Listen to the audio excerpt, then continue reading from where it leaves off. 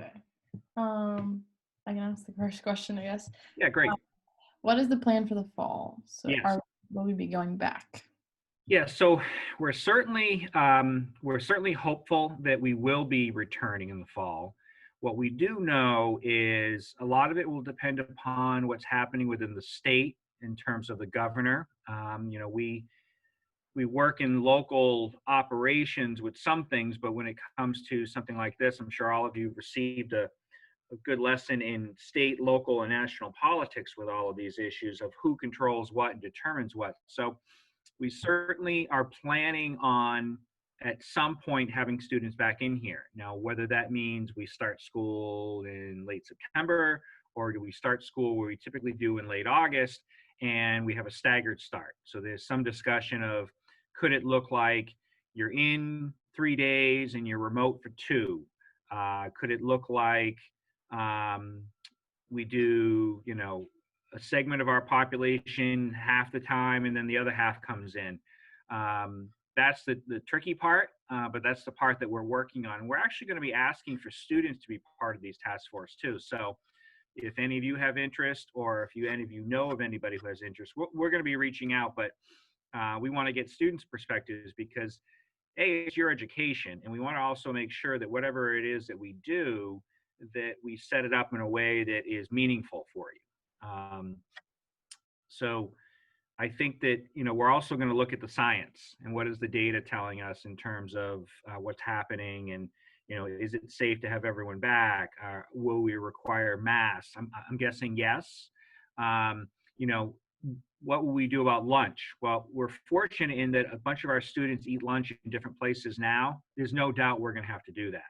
So we'll have to look at how lunch is set up. And keep in mind, next year is also an interesting year in that we're starting school later.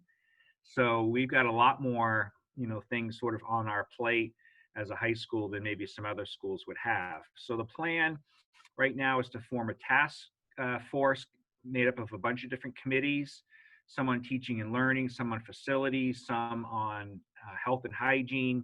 And we do plan on having students as well as the adults who work in the district on these committees and looking at what we think works best for DS, and then also following state and federal guidelines with the CDC and with the Department of Public Health. So the next question you kind of already answered, but I guess I'll skip to the graduation one of what it will look like this year and who can attend it. Yeah, so graduation obviously is going to look different, but we think we've come up with a pretty interesting plan. We surveyed all seniors, and one of their things that they said is they definitely wanted something on campus. We discussed everything from delaying it to later in the summer to having it virtual to doing a combination, and we kind of settled on this idea that what we would do is we would pre-record student speeches. There'll be a DVD where people can see those. The big thing for the graduates as a whole is getting the diploma. That moment is the big, moment. So our caps and gowns have arrived. They arrived today, in fact. And so on Thursday, June 25th, at 5 o'clock, what we will be doing is setting up a car line in which students will come in through the administration building entrance, go in the reverse way through the middle school, go through the student parking lot, and then loop around down the opposite way from the bus chute, the buses go through. And that way we'll set up a stage on Norris Searle Field, and the graduates will be able to get out of their car. There'll be one car per family. In a couple of cases, there'll be an exception, but there won't be multiple cars necessarily. The graduates will get out with their cap and gown. They will then walk onto the turf on Norris Searle. There'll be a stage there, all decorated flowers like we typically do. They'll be able to get their diploma. There will also be a Jumbotron in the student parking lot where people, as your cars are coming in, can see previous people. There's also going to be an FM frequency set up so that you can listen in your car as the names are announced. And as people are coming through, those graduates will get out and they will walk across the stage and then walk back towards their cars, which will drive up a little further, creating kind of a car parade in some ways. And then from there, they're meandered through the bus chute, out in front of Lindquist, down in front of the high school, around through the faculty lot, and then back out. And then the PTO is working on some plans to do a car parade, which might be that night or might be the next day. We're going to have that whole route decorated with, depending upon the area, some will be decorated with athletic stuff, some with FOPA, some with music, some with some of the clubs. We've got a whole bunch of banners. It's a professional sound system, so it's going to sound great. And we're really excited about the Jumbotron. So we're still working out some details of it, but we did notify seniors of this last week, told them to save the date, 5 o'clock, rain or shine, on Nora Searle. And considering the circumstances, we think it can be kind of an exciting and fun night and a good way to bring some closure. We also felt like it was important for closure to have graduation still held in June, because July and August, you run into a couple different things. Might be more difficult for people to get back. I think now that some of these restrictions have been lifted, I think people are going to want to get to summer plans, whether that's a summer place they have or summer vacation plans that they had. Also, July and August, that turf gets incredibly hot. If you play sports on the turf, you know, early in the fall how hot it is. July and August are probably the worst 2 months. So we really were concerned about having people on the turf for long periods of time. Late June can be warm, we know that, but it's not typically the same level of temperature as it would be for a July or August. The humidity really picks up. So this brings closure, and it also then enables us to then turn our focus to next year and students starting their school year. So that's a lot, but that's certainly something we've been working on the last 3 weeks, pretty much every day. The next question is, how is it looking for fall sports next year? Yeah, it's an excellent question. So Ms. Sullivan, our athletic director, and I are in constant communication with the MIAA and the Department of Education. Department of Education and the governor's office will probably be the ones making the call on that. We've heard everything from a condensed season to starting on time to no season. So right now we don't know. What we do know is there will be plans put in place, whether it's a condensed season, meaning just our league, whether it's starting later, meaning not starting till October. We're looking at a number of different scenarios. So right now, we don't know about athletics. We're hopeful, and we want to have something take place because we know how important that is for our students. And it's good to bring some normalcy back. Even if you're not a fall athlete, it's just good to have things happening on campus in general. You know, the same goes for the fall play. We have to figure out what's that going to look like under these new guidelines. So we're in a wait and see pattern. However, we're doing a lot of work behind the scenes, preparing for the different scenarios as they come up. So the next question is, how will new rules for safety be implemented in classrooms and after school activities? Yeah, it's an excellent question, Merritt. So, you know, we'll be receiving guidelines as it pertains to the distance. You know, one of the things that makes it complicated is if we're maintaining social distancing within the classrooms, well, you can only fit so many students. And in some of our classes are small and maybe it wouldn't be impacted, but others that are 20, 22, 24 students would be. So that's why the classroom setup will really probably go a long way in determining whether or not we are all back at school at the same time or whether it's through a rotation basis that we're back into school. In terms of after school activities and all of that, same type of thing. I have to imagine for the fall, we won't be holding any school-wide assemblies. We probably won't even be holding any class assemblies per se, unless we, you know, group them out, just because I think that that's where you run into potential for greater exposure the larger the groups you have.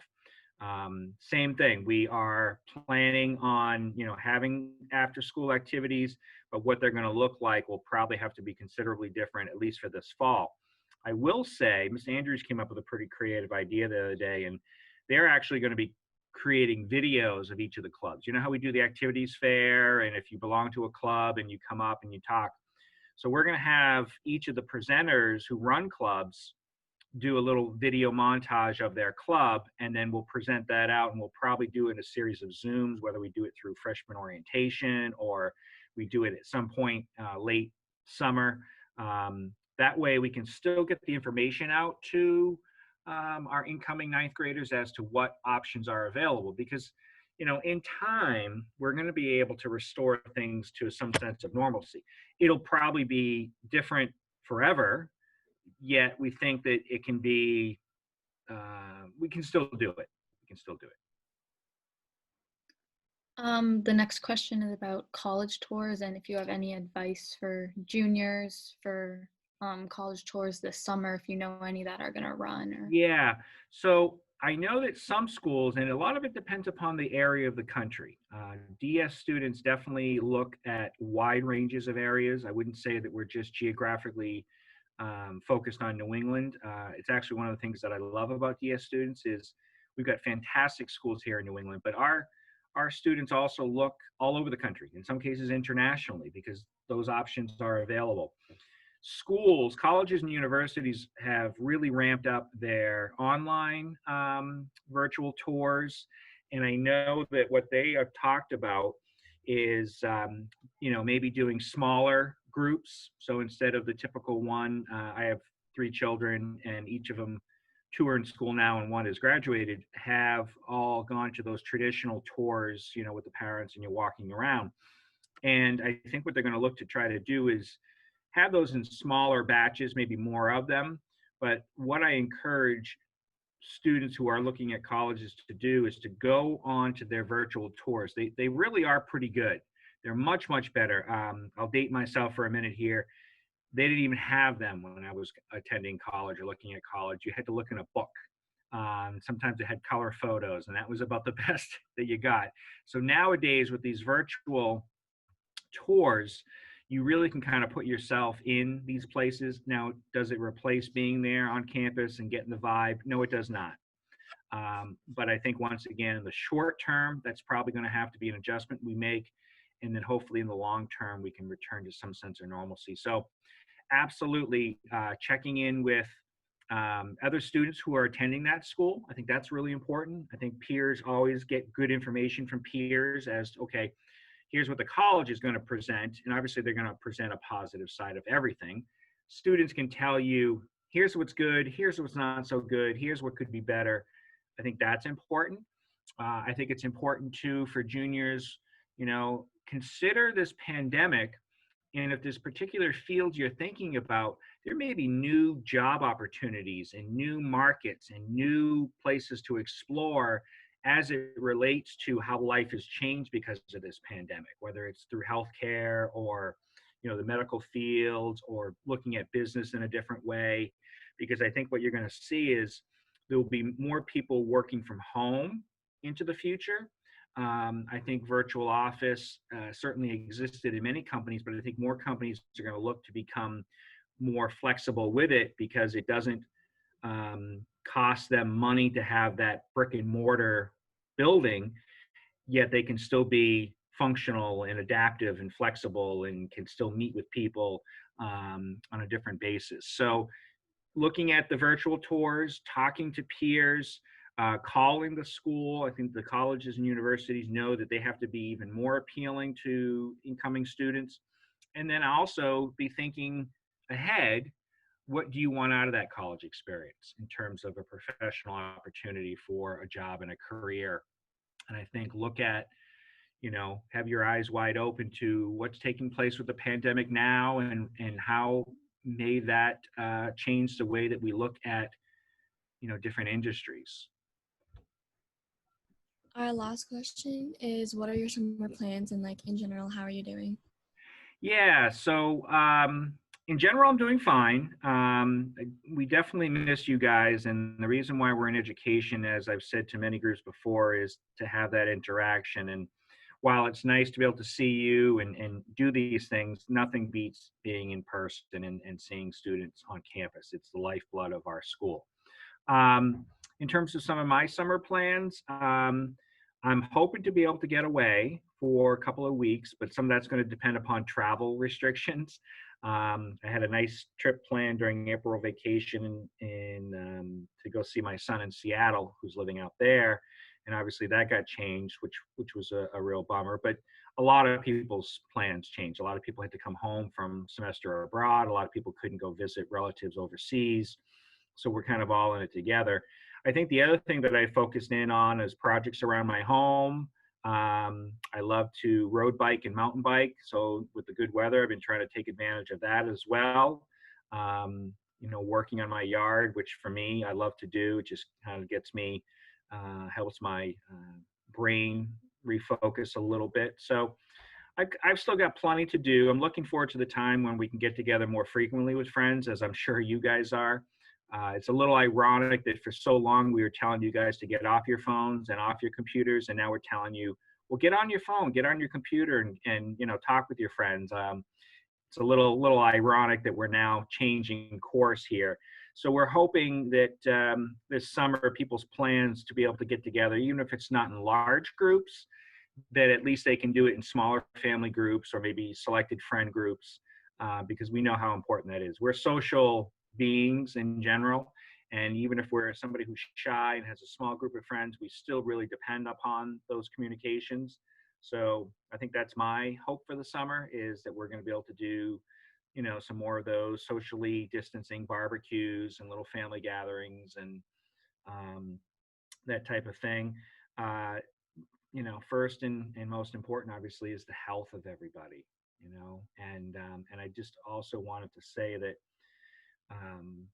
my heart goes out to George Floyd and his family, and with everything that has taken place, and the senseless violence that has taken place upon so many people in our country, whether that be from law enforcement or whether that just be from other people. Certainly our country is hurting, and I do hope that there is justice for the Floyd family, but I also hope that a sense of calm and peace can come back to our country. It's sad, and it's disheartening to see the violence that has broken out in some of our cities. I certainly have always believed in the power of protest and peaceful protests. That's a cornerstone of our democracy and our Constitution. But when it gets to the place of looting and violence and hurting others, that's unacceptable too. So at this point, I'm really hoping that our country can go through some healing and some real change, that we've been calling for so long, on so many different fronts, whether that's equality of people and gender equality and sexual orientation equality and race and religion. It's a tricky time right now in our country and tricky time in our world. And I hope, and wishing for better things for our country and for you guys, for the next generation, that hopefully, that you can be leaders in a world that is more peaceful, more tolerant, more accepting, more inclusive, more welcoming, and just has a greater appreciation for one another. Life is precious, and everything that we've been seeing happening over the last few weeks and for years, frankly, it's sad and disheartening, and I'm really hoping that there can be positive change.